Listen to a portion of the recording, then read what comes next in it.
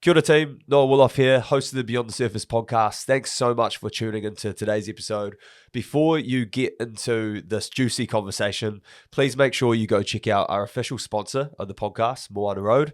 They really have something for everyone. They've got sunglasses, a whole range of awesome products. So check out their website and the link in the description below and support Moana Road because it also supports the podcast and helps us get more of the guests on that you love. Hope you enjoy this episode. Cheers. Ollie, bro, welcome to the podcast. Cheers, bro. Thanks for having me. Thanks heaps for jumping on, and really keen to unpack your story into business. I've been following you on social media for a bit, which is awesome, and I've heard you sort of describing your journey as like bootstrapping a beverage brand, which sounds pretty catchy. Keen to sort of go from the start and unpack your journey. Yeah. The bootstrapping a beverage brand slogan, I guess, came from this other dude who I was following in America, and he was bootstrapping a coffee company or a coffee shop, and I was like, that's a good slogan. I'm gonna kind of steal that and use it as my own. And it's it's working so far, but bootstrapping's not that fun. No, and I'm keen to get into like the good parts, the bad parts, and just what people don't see like behind the scenes. So I've got through some of these notes here that you lived in America for a little bit, but I'm keen to rewind a little bit before that. What were you like as a young fella? What was growing up in New Zealand? What did that look like for you? Yeah, so I was actually born in Australia. Oh, nice. Across the ditch. Yeah. So just with my mum, and then we moved back to New Zealand, and that's where she met my stepdad. Mm-hmm. She's from Wellington, so Lower Hutt. Nice. So bit of family down here, and then we moved to Auckland with my stepdad, and then when I was like 9, we moved to Gisborne. So that's where I spent like most of my childhood. So I tell people I'm from Gizzy. I claim Gizzy. Nice. It's a beautiful place and with beautiful people, and my childhood was pretty awesome. Like we grew up across the road from the beach. Mm-hmm. I've got a younger brother who's 6 years younger than me, and real stable childhood. Couldn't ask for anything better. Was just into sport, surfing, and rugby like any other sort of Kiwi kid. Yeah, thought I was going to be a rugby player.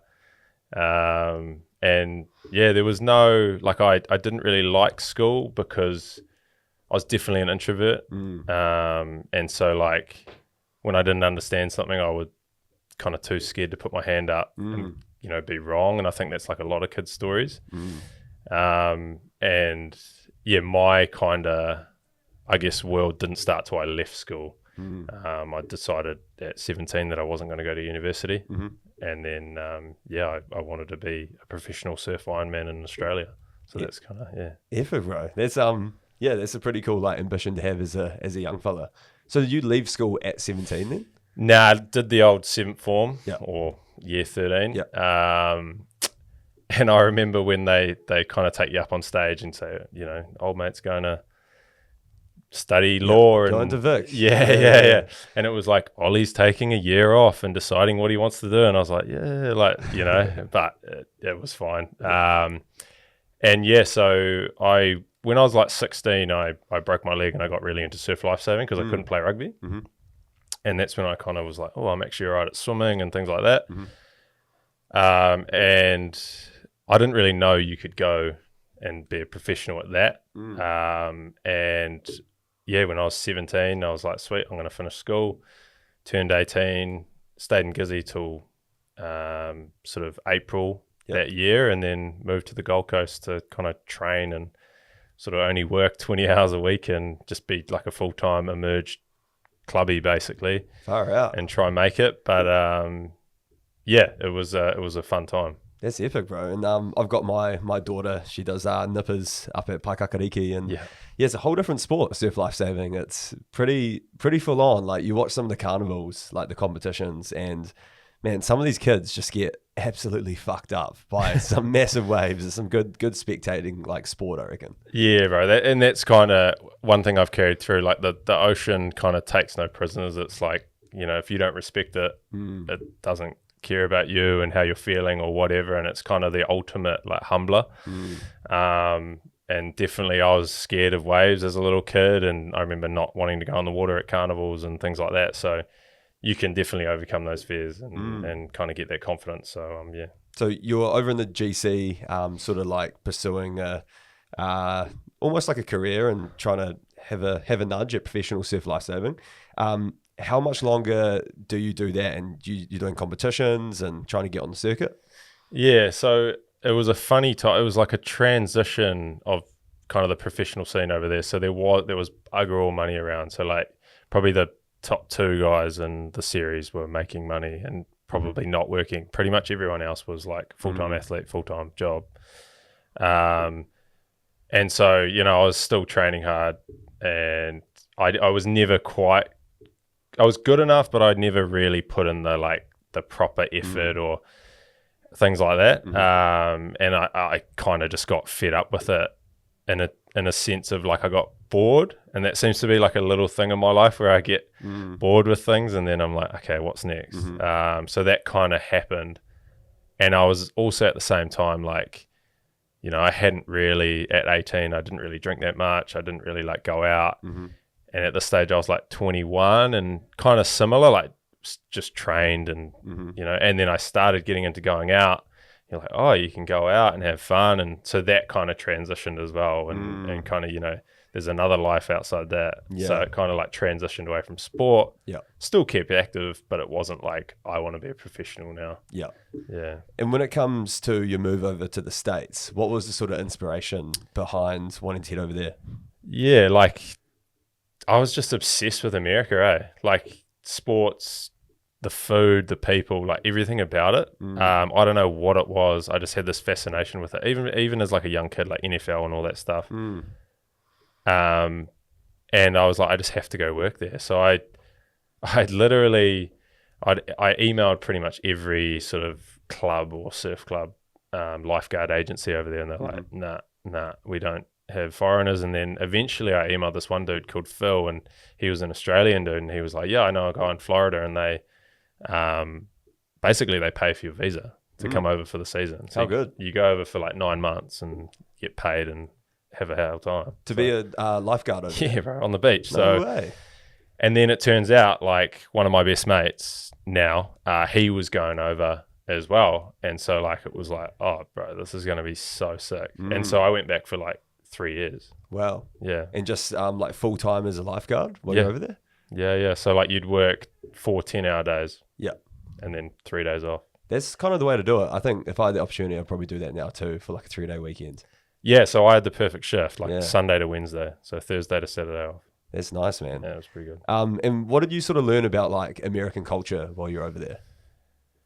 There's no tall poppy syndrome, that's for sure. Yeah, they just like anything you're doing, they're behind you and like super welcoming.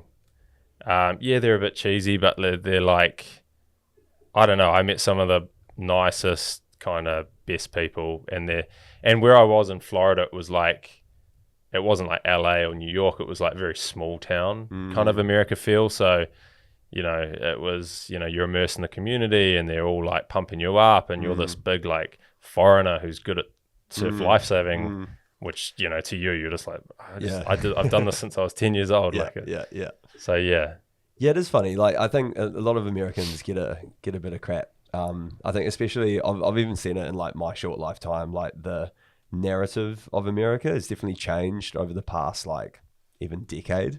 I remember growing up, it used to be like where all the movies were, probably the same like feeling that you had as a young fella. Like it's, just this dream place where, everything is. It's the mecca of the world, and it still is to a very strong degree.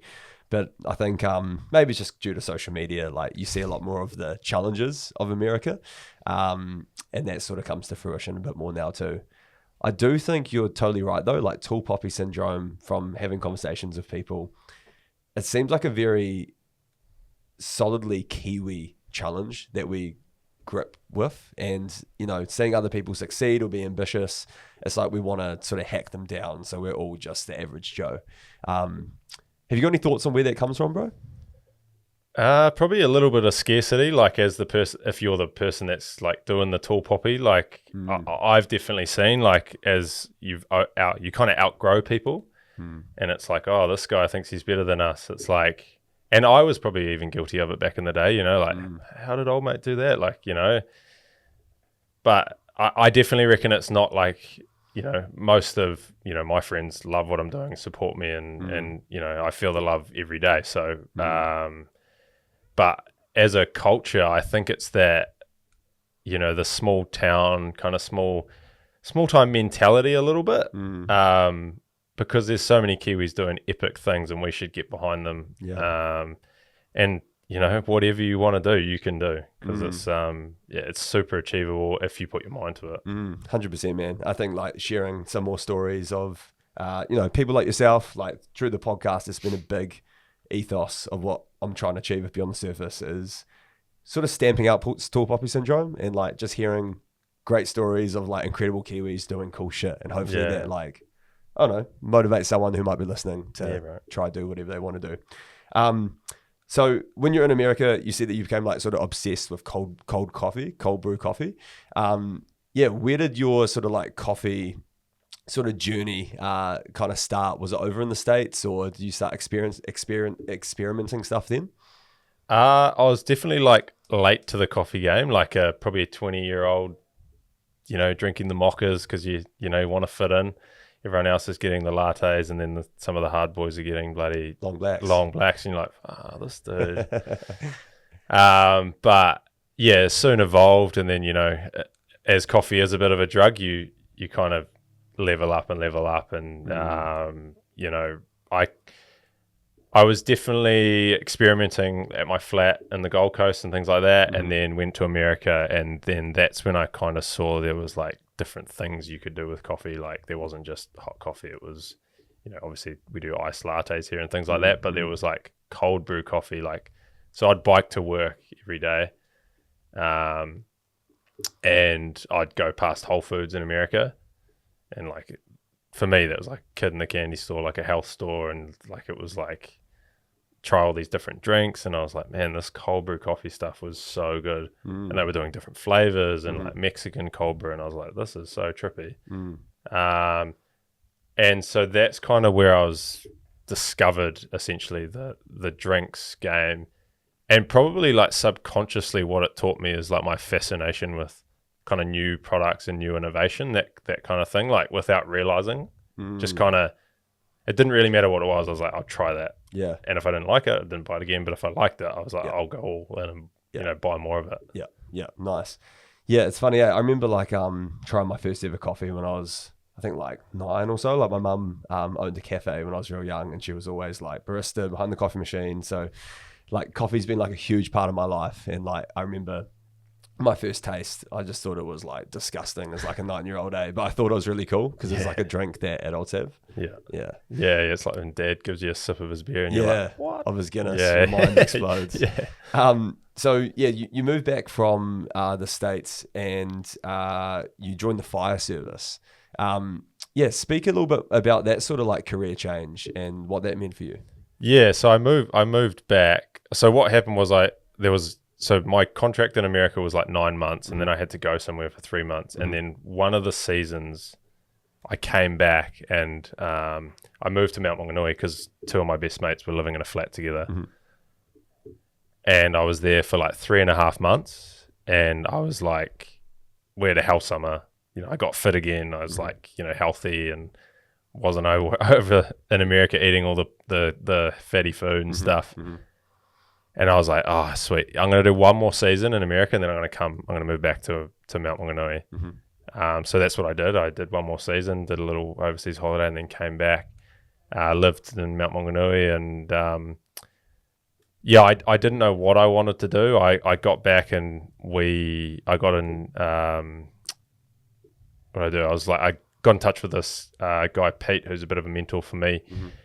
And he was starting up a surf shop. And he was like, you can work in it, but you have to help build it and get it set up. And I was like, yeah, sweet. So, I'd worked in surf shops before, and kind of like went down that route of like being a manager of a new surf shop, but it just like didn't fulfill kind of what I was after. And I knew one other guy who was a firefighter, and it just seemed like he was never at work. And so I was like, how do I get in? How do I do that? Yeah. And he helped me get in, and it kind of was like I applied. I got through the first part, got through the second part, because there's like 4 stages. So you apply, obviously, just your normal application. They, 99% of people will get through that. And then you do a thing called an online cognitive test, which is like, it's not a smarts test, it's more like a problem solving test. And if you get through that, then you get invited to what they call like a pack day, which is a day of like, I don't actually know what it stands for, but it's like problem solving, communication, working as a team. You've got to do a 5-minute speech in front of people, and just like testing you, really. Yeah. What was your speech about? I think it was super cheesy. I think it was like what it meant to be a lifeguard, which, and then when I heard what other guys did, I was like, oh, you guys like were crack up. Did like all these like slideshow things. I was like, oh shit. But public speaking was definitely not my thing. Like I would get sweaty palms and bloody be shitting myself. For sure. So that was probably the worst thing on that day. But then I got through that. And then you go to like an interview process, and then you just basically a one-on-one interview. And it's like I think a behavioral based question. So like, things like, tell me about a time in your life you've dealt with stress and how did you deal with it? And everyone's got those kind of stories. So it's like just about being natural. And like what my mate told me before I got in, he was like, you can teach anyone to firefight, but you can't teach them to like get along with other people or fit in and be in a team and like be a good person. Because there's like, you're with these guys 24/7. So if you don't get along with them, it's like, it's kind of like, oh, we got an old mate on our team. It's, 100%. Yeah. So I just made sure, like, I was like, okay, like, got to fit in, got to do it. But the 2018, July 2018 is when I kind of started my course. And this would be, just to be clear, this would be a professional firefighter. It's not like a volunteer firefighter. You're doing this like for your job. Yeah. So full time, you do 2 day shifts, 2 night shifts, then 4 days off. Yeah. Yeah. Nice. That's epic. And I've heard the sort of, like training process that you mentioned is actually really cutthroat and like very competitive and actually very tough to get through all of the stages. What do you know what like the sort of acceptance criteria is from like a percentage wise? Not sure on percentage, but like I know for a fact now they can't get enough people. So if there's good people out there like wanting to join, then definitely consider it. It's a great career. But I was like, I'm pretty physically fit and stuff, and I was like, okay, I'm gonna have to be on my game to like get in. True. And so I think that helped me like taking it real seriously. You saw a few people come along and they were like, I'll get in. Yeah. They didn't. Yeah. And the guys that are like assessing you can pick up on that stuff. I'm just imagining like sort of Navy SEAL, like David Goggins, sort of like training on the beach. It's not that bad. Definitely less physical than kind of I was expecting. Yeah. I was expecting, everyone to have 6 packs and bloody be doing shoulder presses and, but it was a lot more like thinking on your feet and things like that. Like you do, they put you through like a confined space thing where you're blindfolded, so it's pitch black. You've got like breathing apparatus on, like you see the guys going into fires. And that was the first time I've ever worn it. And you have to hold on to this string as you're going through what they call like a bat B. A rope, sorry, and you can't let go of it, and you just keep going until they, you follow the rope round and it follows you around. You're going through these tight spaces, it's pitch black. But you see a lot of people like freak out, rip their mask off, and they're like, nah, not for me. And some of these guys are like, 6'5", and you think that, that'd probably be me, bro. I'm out of here. And like my mentality was like, fuck, these guys ain't gonna let me get hurt, so I'm just gonna keep going until I was like, and just keep going, and then you get the shoulder tap, and it's like, sweet, it's all over, all good. And what did like becoming a firefighter teach you about like operating within a team? Like as I guess doing the Ironman stuff, it was very individual, and I think I was always craving that as an athlete. Like I loved joining in a team and like racing for someone else, not just yourself. So I reckon, like I think I said to you before, it's like reminded me of like being in a rugby team or something like that, and like you all kind of jump in and do the work together. You shoot the shit, you give each other shit.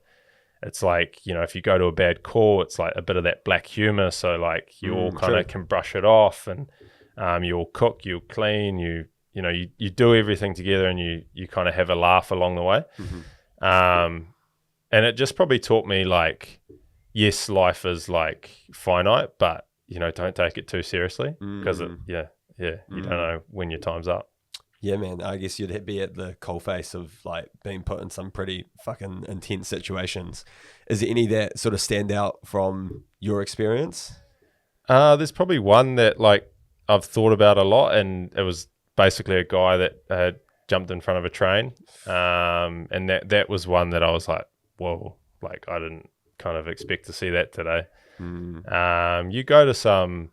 I always found like going to CPRs and stuff, the hardest part for me was almost the families, like crying and, you know, seeing these big burly dudes like breaking down in tears because their wife or whatever, their kid is like on the ground, and you're like, man, that is tough. So that was always harder for me, but I always like, people struggle with it, and definitely like there's a mental health aspect that should be looked after, and fortunately enough, I never experienced it. Like there was times when I was like, "Whoa, that was hectic," but I was shakes up your week. And I could always kind of brush it off and move on to the next thing because, like, I didn't know the people. It wasn't, and as wretched as it sounds, it was just a job for me. Like I came in, I tried my best, and if it didn't work, if it did work, it is what it is, and we're there to help as much as we can. So Did you find like there was good sort of avenues for people that maybe didn't deal with those situations in such a way where they might have been struggling after seeing like a fatality or having to do that stuff? Was there like the mechanisms where there was like support avenues? Yeah, it's a lot better now. Like you talk to the older guys that have been in for ages, and you know, back then it was like, harden up, mate, come on, you'll be right. Like now it would almost, you'd be mad probably if your mate in a way didn't voice their opinion or you know, not mad, I shouldn't say, but be like, oh, come on, bro, you can tell me anything kind of thing. And so I was fortunate again, like I was on a real, you know, I was on 2 or 3 crews and they were all super good. The bosses were onto it. You know, if you went to a messed up call or something, it was like, you know, how are you feeling? And they're like, you good? But it was like, nah, actually, like, are you all good? And it's like, okay, I'm all good, but you know. So. It's intense, man. That's crazy, and just massive thanks for your service. It's I don't think people really appreciate probably what like firefighters, police officers actually have to see on a day-to-day basis. I remember I dated a police officer for like a little bit, and like the stories that she would come back and tell me about, and I'd be like, oh man, I've had a shit day at work, I'm just behind my desk, and she'll be like, oh, it was absolutely crazy. So yeah, man. I always view that as like what's stressful to you might not be stressful to me, or vice versa. You know, like you learn to deal with the stress in your life, and you know what's stressful for my partner, like she sits behind a desk and you know she gets stressed out at her job, and for me I would be like, I don't care. Like 100%. It's all relative, eh? Keen to sort of like now sort of just move into how you got started with Innerbloom, bro, with your coffee company. I believe you were sort of had the idea while you were still in the sort of firefighting service. So what was the sort of moment where you're like, okay, there could actually be a sort of opportunity or a gap in the market for this? So I actually I kind of was like, what am I going to, this is like before I moved back to New Zealand, I was like, what am I going to do when I move back to New Zealand? I was like, oh, I'm going to start a drinks company. It'll be easy. So I kind of came up with a name and the brand then. It was very unprofessional. It just kind of was like a drawing on a paper. And I was like, oh, this would be cool. But the kind of epiphany moment was when I was in the fire service, and you're driving around town, you've probably seen them. There's all the Boss coffee bus billboards, and it was like how Japan can. And I was like, I'm going to be how New Zealand cans. Like, I'm going to create a cold brew coffee company that's going to take on Boss. And that's kind of just how it started. It was like April 2021. I was like, I was making it, like I was making it at home, just kind of in big glass jars, and I'd, have them in the fridge, and we would just drink it, and I'd try new flavors and things like that. And like, people come around and they'd be like, oh, it tastes pretty good. And I was like, yeah, like I ended up winning an actual brand package from a company, because I had an Instagram and stuff, and I was just mucking around with it. But then I ended up winning a brand package from a company, and she fully just like rebranded to what we are now, essentially the crux of it. And I was like, holy moly, like I went from looking like a paper bag to like looking professional, and I was like, this is cool. Yeah. And then I again making it myself, selling it at the markets, and that was kind of how I got started. That's epic, bro. And like when you saw the Boss like sort of coffee launch, do you think the inspiration behind wanting to do your own thing was around competition, or was it around like the opportunity that you saw with sort of Boss Coffee entering into New Zealand? Yeah, definitely not competition. Although I am a very competitive person. Definitely the kind of creating a category and being like, okay, like America's had their cold brew coffee for a while. Stuff usually trickles downhill. It's coming, and these guys are backed by billions of dollars, so they're going to create something. They're at least going to create a hype, and then hopefully a Kiwi company can come along. Yeah, that's awesome, bro. I'm sure bootstrapping your own business, like there's so many moments of like rejection where you might be like approaching different suppliers or distributors, wanting them to get on with your product and partner with you. Have you got any like sort of your best like rejection stories so far, bro?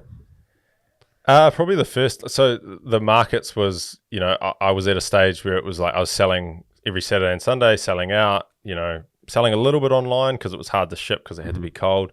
And I was like, okay, like what's the next step? And it was going to the supermarkets and, getting that kind of approval from a big company that wants to stock your product.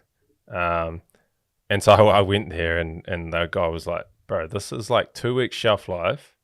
It's made in glass. It has to be kept cold. No. And it's too expensive. And I was like, okay, like any help? He's like, you're on your own. Yeah, pretty much. And I was like, okay, I'll go away and I'll find out what needs to be done. And then that's kind of where I did some research, talked to a few people, and they were like, hey, you need to talk to these guys. They're starting up a cold brew coffee, like canned coffee manufacturing place.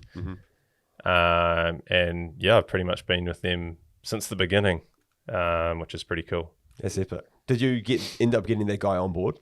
I did, yeah. Nice. Yeah, so I went back and what I did, I actually I went back and he was like, how the supermarkets kind of work, they're a bit brutal.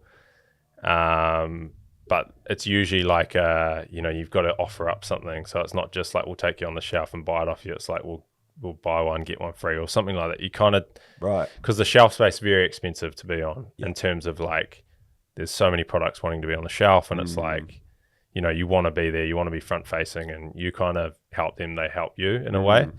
And so what I did, I got it on shelf, and then I went back 3 days later and just bought all the product, and I was like, bro, we've sold out. What's the go? And he was like, you have sold out. Okay, let's go. We'll buy 2 more cases. And then it was like, okay. And I didn't go back and buy it again. But yeah, it was. Did you tell him that you bought them? No. I love that. Yeah. It's so good. Yeah. Because I was like, fuck, if someone doesn't buy it, I'm out. So I was like, true. I'll just go buy it. That's amazing. Yeah. And mate, if you're listening to this, whoever that guy is, it works. Yeah, it does. It does. Because I honestly look at the cameras, but that's so good. Hey, let's we got some of your protein coffee here in a bloom, vanilla flavor. So yeah, let's rip into one of these. It is about probably 7 p.m. at night, so it's gonna be good. Yeah, talk us through like the product, bro. Like, what's so different about Innerbloom coffee compared to other competitors? Yeah, similar to like the Boss moment. I was like, okay, we need to be different. This was around the time I like started learning about marketing and like unique selling points and things like that. And I was like, I'm not a coffee company. I don't roast my own beans. I have no like loyal following like Havana or All Press and things like that. So I was like, okay, I need a different point of value. Yeah. And basically I was like, healthy trends. Yeah. So the first one I made was like a collagen coffee. It's no longer available because it didn't quite hit the flavor profile. It sounded amazing. It was like cacao, coconut, vanilla, and collagen, which kind of rolled off the tongue. Yeah.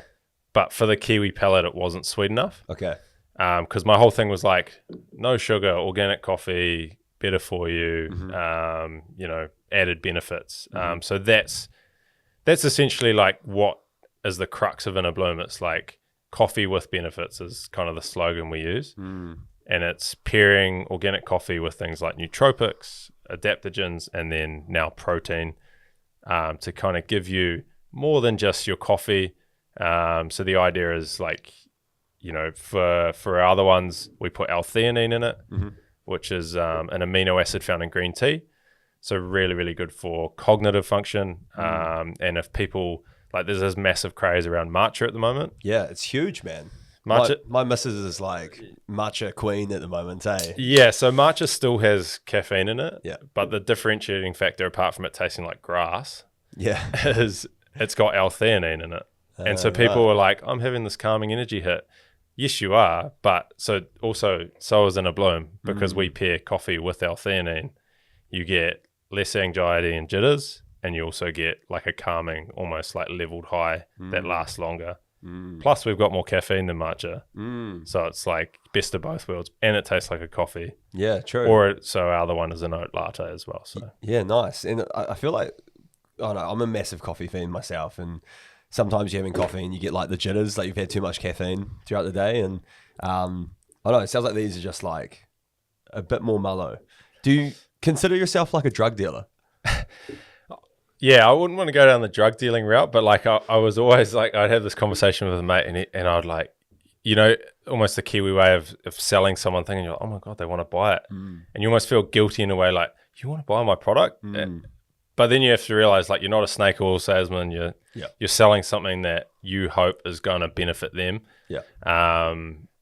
But yeah, coffee is definitely a drug and a lot of people are addicted to it. But it was like when I first started making it, I would always have these, I was making it in 30-litre drums and I'd always have these leftover dregs that would fill up like 500 mils and I would just be in the kitchen like drinking it and then making the coffee and I was like shaking. And so, yeah, I was like, okay, I need to not be doing that. So I do try limit my caffeine sort of to, maximum of 3 a day and usually not after sort of 3, but I'm not one of those people who is super bothered by caffeine. Like, if I need a coffee, it's not going to keep me awake for 7 or 8 hours. It's so I think I'll be fine tonight. Yeah, I'm the same. Yeah, we'll see. But man, yeah, tastes amazing. This is like quite like creamy.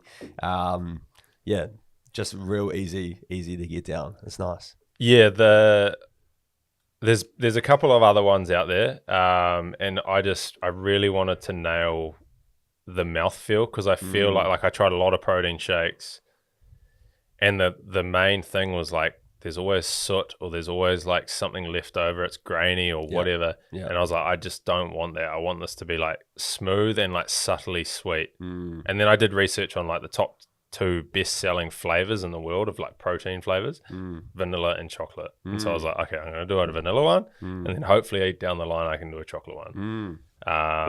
And so, yeah, just working with a food scientist who works out of the manufacturing plant. We worked together and was like, yeah, I'm super stoked with it, and the feedback's been unreal. Like it's kind of proved to me what can happen if you nail something, which is it's good to kind of feel the benefits of it. When it comes to like user testing as well, is that something that you do in like the development of like new flavors? What does that process look like for you, bro? To be honest, the first 3 that I created, I just made them on my kitchen bench and was like, I like this, I like this, I like this, and then I'd be like, there was a little bit of arrogance at the start, like you'd get people to try it and they'd be like, I don't like it, and I'd be like, you don't know. Yeah, but they probably did. Yeah. But now it's very much more like get people that I know and trust and will tell me honest feedback. Because like you give it to your mum, she's going to be like, "This is amazing." Best thing I've ever had. Yeah, It's it's like you'll never hear an honest. You soon review learn. from It's your like mum. American Idol. You can sing. Oh, who told you that? Your mum. It's like, you can't sing, bro. So true. So there's a bit of that at the start. Yeah. But I've always had kind of an eye for what looks good, but then taste. Like through doing this process, like NPD, like new product development, that's like become a super passion of mine. Like we've developed actually another product called like a coffee creamer, which is unique to New Zealand, but it's got functional mushrooms in it. Oh, really? So like lion's mane and reishi. So yeah, when I first started, I actually had lion's mane in my oat milk latte, but I didn't know what novel foods were. What's it called? Lion's mane. Lion's mane. So it's like this big puffy white mushroom. It's really good for brain health and then like focus. And so obviously paired with the coffee, you get energy in that. But in New Zealand and Australia, it's called what they call like a novel food, which I didn't know at the time. I now do. And I was selling it to supermarkets. And then all of a sudden I got a call from a dude and he was like, "Hey, I noticed that your can has lion's mane in it. You can't sell to the supermarkets because blah, blah, blah, blah." Like, oh, shit. It's a dangerous product, and which it's not. It's, it's just we're very behind the times. Yeah. It's sold all around the world. Chinese have been using it for thousands of years. It's a very safe product, and plenty of other companies sell it online and in health stores, but it's, you can't sell it mainstream. And so I had these cans on the shelf, and I was like, what do I do? Like, how do I get them off? And I did a ring around the supermarkets, and I was like, "Hey, like, how many cans are left?" They were like, there's like 3 or 4. I was like, "Okay, we're good. Okay. I don't have to remove like thousands of cans, It was like just a few. And if I had to, or if I was in sort of 100 stores and I had to remove them, it probably would have folded us because it was like, And there was no like repercussions for the fact that some of them had already been sold? No, it's gone, right? Yeah. And there's a little bit of like white lying, like, there's none left. Yeah. And you just fly by the seat of your pants. And I knew no one was going to get sick because of the process that we make. Yeah. Like we make the coffee and we make them food safe and everything like that. Yeah. But yeah, it was a scary moment in terms of like coming up like with these, I don't even call like auditors, basically. The regulators. Yeah. And, basically I was like, what can I do? And they were like, well, you can't sell it anymore. And I was like, okay, what's the next step? I was like, can I just remove it from the product? And they were like, yeah, you can remove it if you don't sell it anymore. I was like, okay. So the next run I did was I just took it out. Yeah. There's I guess that's what you'll experience, like at the bridge of sort of like, performance enhancing benefits and like nutrition and blending that into like a functional coffee drink. Like there's going to be, I don't know, probably some hurdles where like the science or the mainstream is just like, this isn't supposed to be in coffee or like in a, digestible fucking form. Yeah. There's like, and since learning that, like I have the novel foods ingredients list bookmarked on my laptop now. And like anytime I create a new product, I cross-reference, check it, make sure it's food safe or regulated in New Zealand. The L-theanine is like a fully, safe product or safe ingredient. And then we also put maca powder in our other mocha, which is like an ancient Peruvian root, really good for stress and fatigue and things like that and energy levels. So, it's and MCT powder as well, which is a coconut milk powder. Damn, man. That's awesome. It's, where did you learn all this? When did you learn all this stuff? Just like obsession, bro. Like, I don't come from obviously like firefighting, you're not like a food scientist or anything, but it was just pure, like through like making weird smoothies, like watching what America was doing, becoming obsessed with like health culture and seeing where the trends were going. Like I follow a few kind of websites and podcasts and things that are always talking about new trends, and I still do today. And it's kind of allowed me to go, okay, like, this is going nuts in America, but what else could we change to like kind of, make it more Kiwi or make it more like Southern Hemisphere related. So yeah, it was, and maca was one of those things. I was like, there's a big company selling it. I was like, yeah, It's very niche. Like not many people probably know about maca powder still. But yeah. And in terms of like the canned coffee, brewed coffee like market in New Zealand, like what does that look like? Who are the big players? How competitive is it? Is it pretty cutthroat? Like what sort of experiences have you had to juggle these past like sort of 12, 24 months? Yeah, so when I first started, there was obviously Boss Coffee. Yeah. They kind of owned the market. They very much still do. And there was basically me and one other company that's no longer, I can't even remember the name, but yeah, I got onto supermarket shelves and like I was very, one-man band. I was going door knocking all the new worlds myself and get it on the shelves. But quickly there was like this trend of like canned coffee. The supermarkets wanted it. And so then there was like the big players like Havana and then Flight Coffee, then All Press, then I don't actually know if there was any more, but they were the thing I noticed though, and that's what's I reckon kept me afloat, is they didn't want to touch like the nootropics or the different kind of products. Like they were very much like oat latte, black Sticking to coffee, their guns.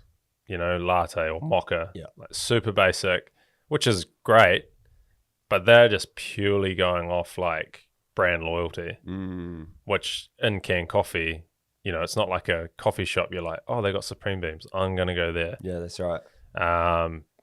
It's like, oh, Supreme does a canned coffee. It's a canned coffee. It's kind of one of those things. It's that I reckon that's part of the reason I'm still here is because of that. It's like we've always been different. Yeah.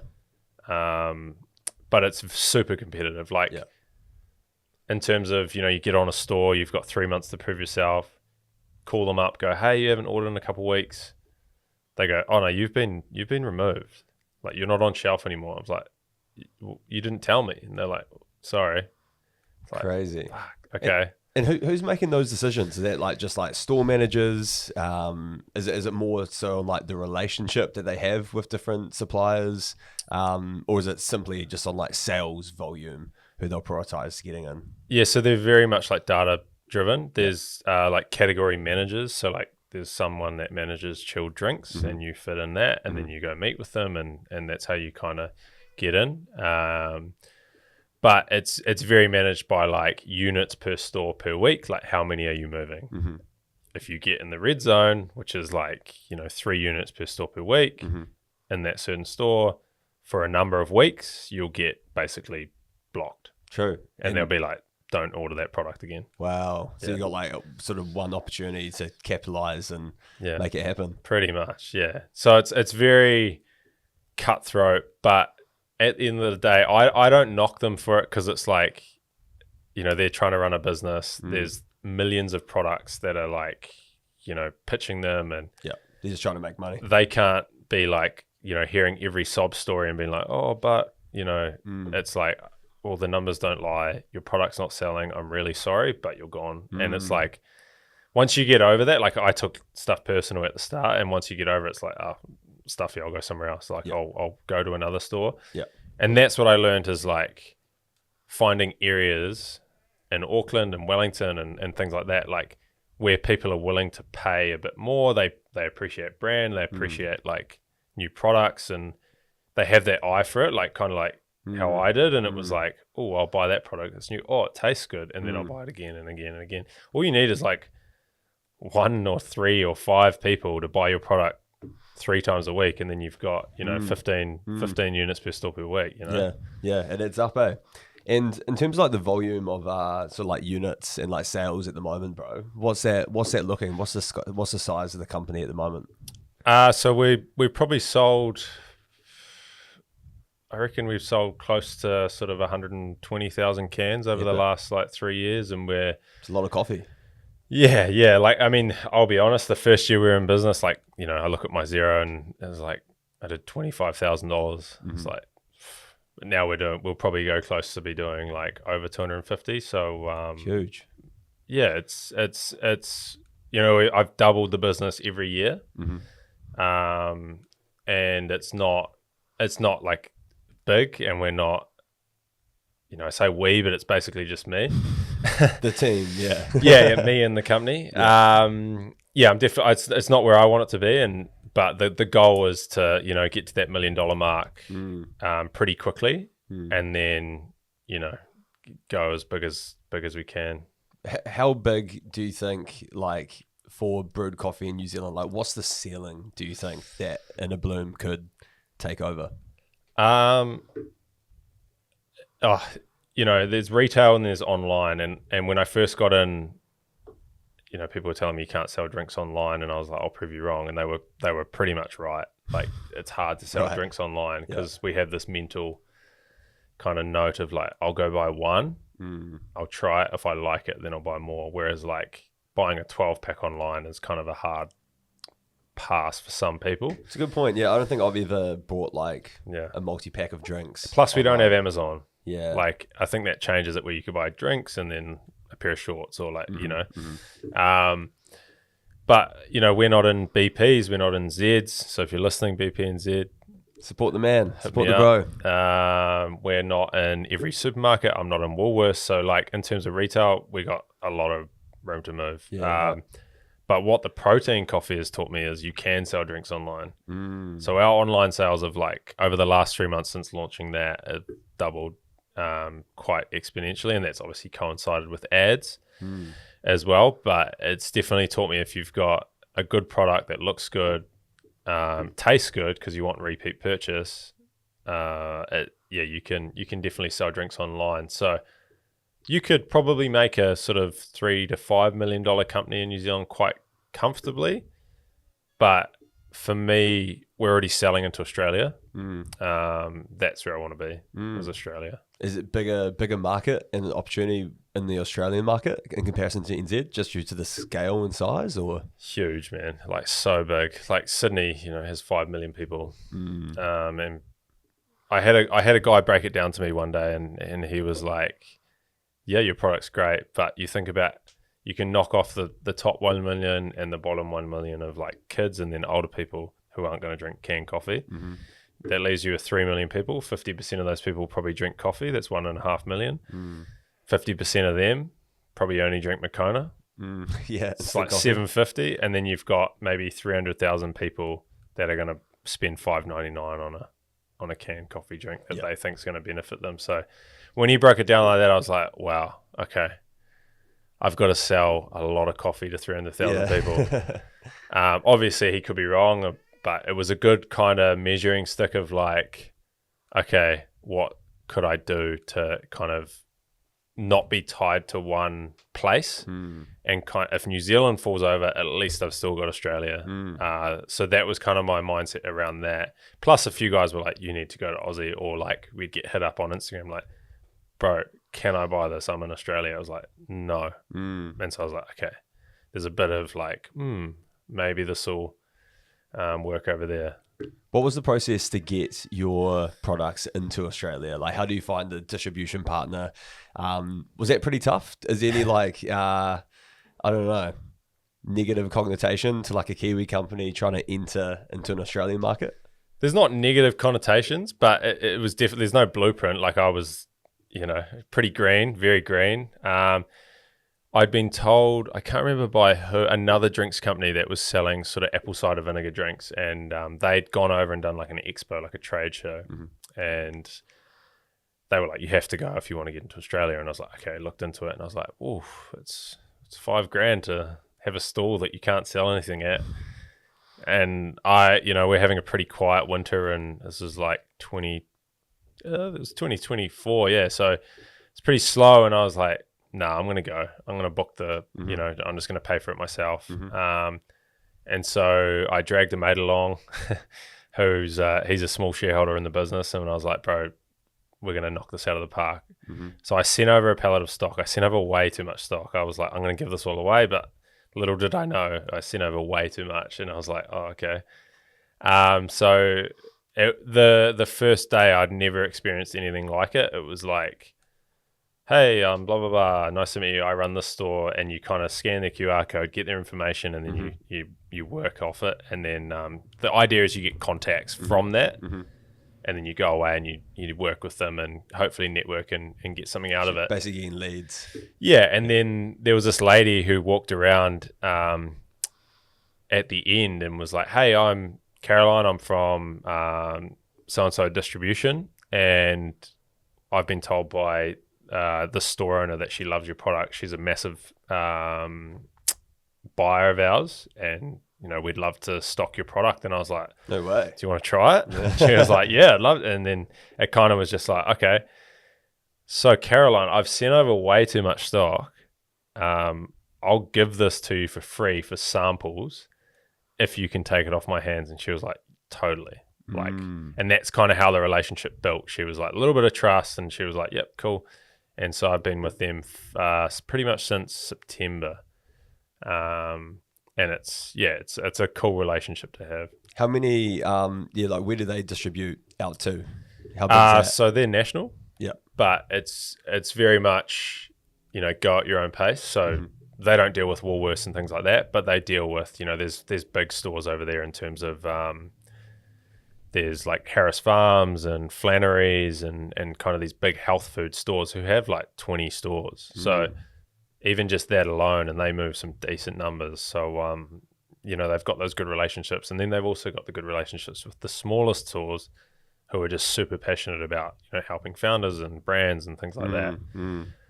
Yeah. That's great, bro. It's pretty exciting to hear, the scaling over to Oz. And I think what you said earlier, just around how small New Zealand actually is, like crunching those numbers, man, we're a bloody tiny company, tiny country, aren't we? So small.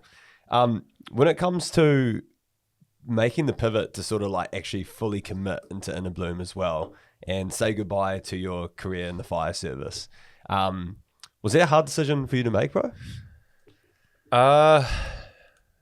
I'd be lying if I said no. Like, it would definitely, there's something to be said for getting a paycheck every week, but I knew, especially having talks with investors and things like that, like there was almost a sense of like, oh, this dude's not taking it seriously, he does it part-time.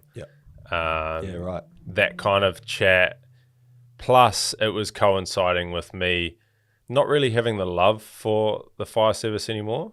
I loved going to work and hanging out with the guys and, doing good stuff and working out and doing all that.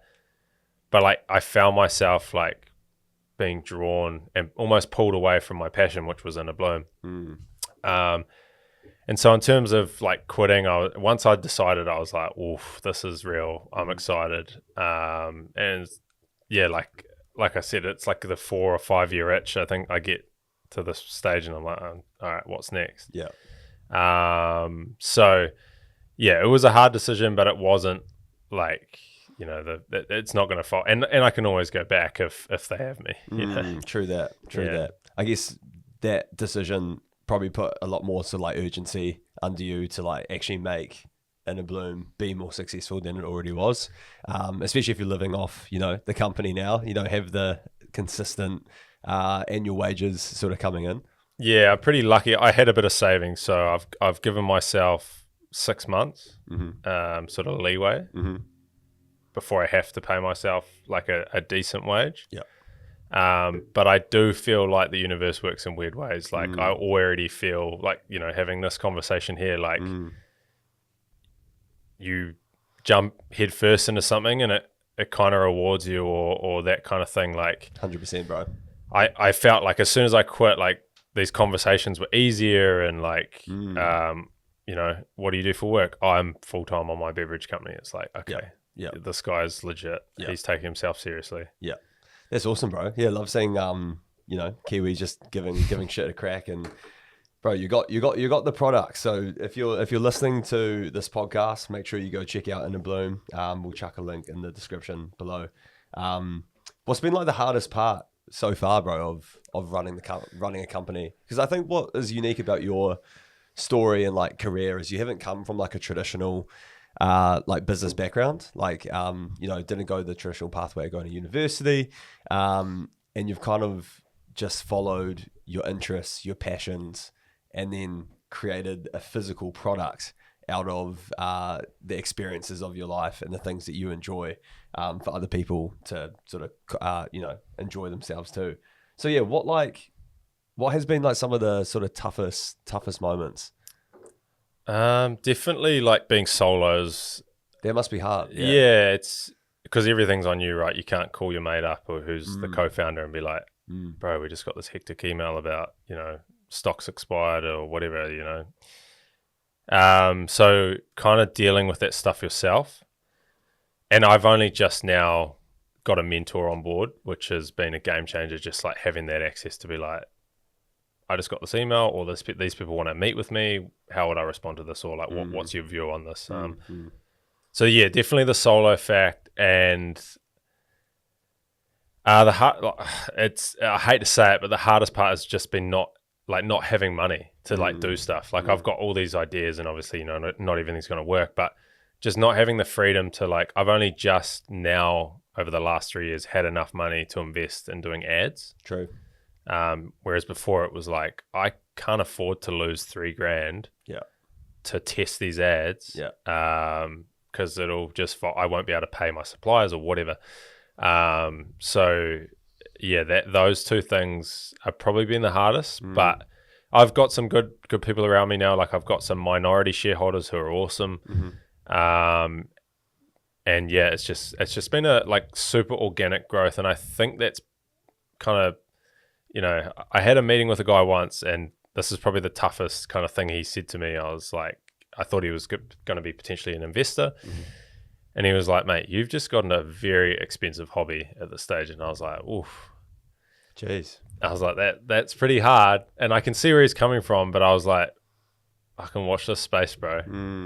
And if I fail, like, that's the other thing, like, going back to the American thing, like if you fail, it's almost like celebrated, like because you tried. 100%. Yeah. Whereas like here, it's like, oh, he failed, what a loser. Like, fuck, you're not an All Black. Oh, what a loser. Like, that kind of, there's a bit of that mentality, and it's like, fuck, if I fail, I'll go get a job. It's all good, like whatever. But I had a meeting with another guy who he's on a similar trajectory to me in terms of he's founded another drinks company, non-compete products, different space, but we bounce ideas off each other. And, the classic, like, calls me up, fuck, bro, I might just throw it in. I'm like, bro, what would you do if you threw it in? He's like, fuck, I'd probably take 3 months off and then start something else. And I was like, exactly, man. Why would you, like, just from one tough conversation, throw it in? And obviously, you do have to be realistic at some point. And that's probably where, like, me quitting my job has made me more realistic, because it's like, if I can't pay myself in 6 months' time, I probably will have to throw it in, because it's like, it's more real than just like having a fire job or another job and then being like, I do this thing on the weekends.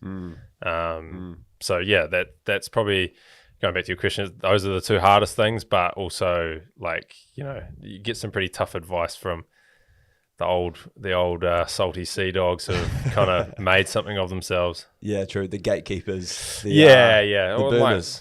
Yeah. So I always pride myself on being kind of the hardest worker in the room, like, and that just goes back to being super competitive, like, and sporting days.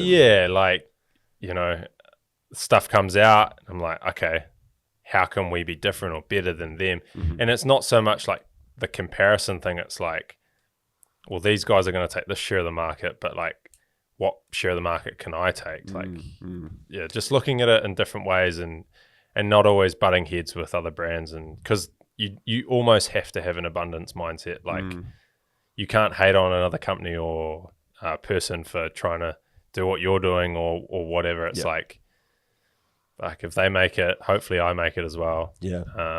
So yeah, I think going back to what you said earlier around the mentality, especially in like the US, when maybe like a founder has launched a company and it's failed, that is like celebrated. And when we had Amber Joseph on the podcast, who spends a lot of time in San Francisco, like talking to investors, there was like a key question that came up when she was like pitching and doing equity rounds. It was, how many businesses have you launched? And she's like, it's my first one. And they were like, sort of like, red flag, we want to see you fail and sort of come back.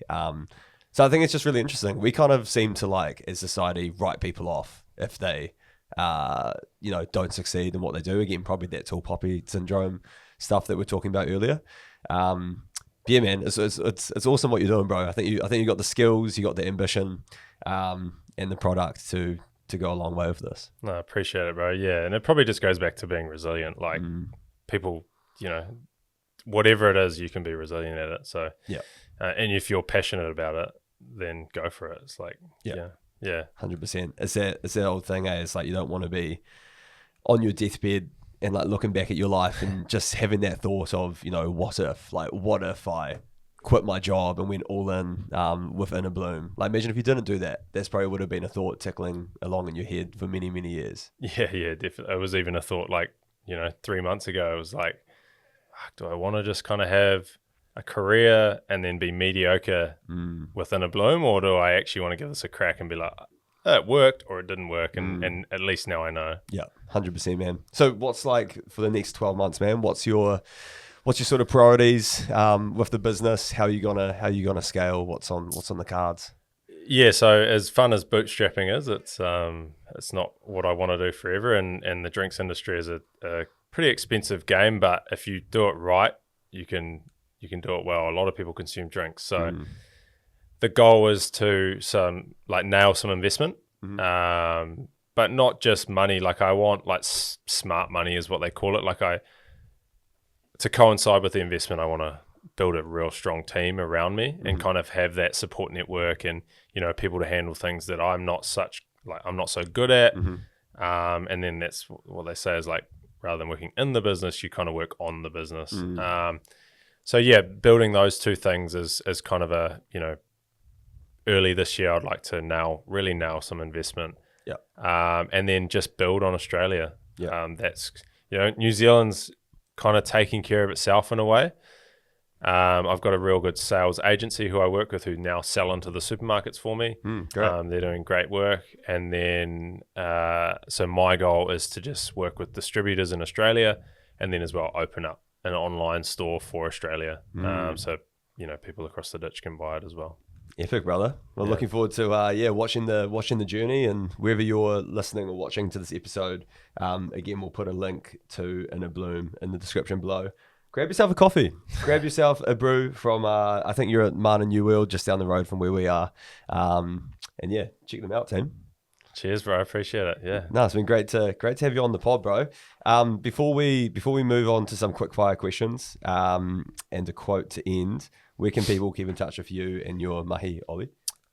So Drink Innerbloom is our Instagram handle. Drink Innerbloom is our TikTok handle.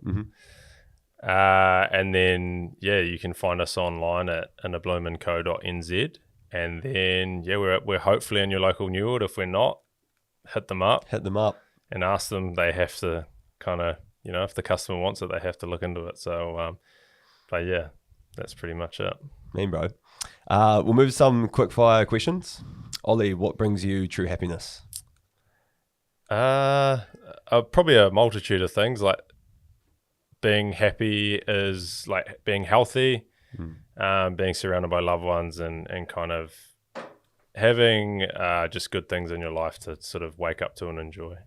What is the meaning of life? Doing what you want to do day to day, and not caring what anyone else thinks. Advice you wish you knew about when you were younger? Hard work is cool. Working hard for something is cool. What does legacy mean to you?